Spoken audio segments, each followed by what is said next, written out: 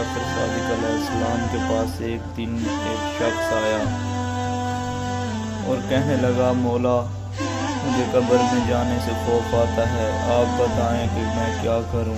آپ علیہ السلام نے فرمایا، زیادہ سے زیادہ زیارت عاشورہ پڑھا کرو۔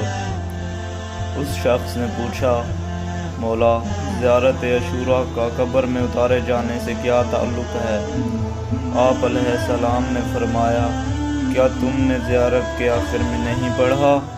اللہم ارزقنی شفاعت الحسین علیہ السلام یوم الورود۔ یعنی اے اللہ ہمیں قبر میں اتارے جانے کے وقت امام حسین علیہ السلام کی شفاعت نصیب فرما۔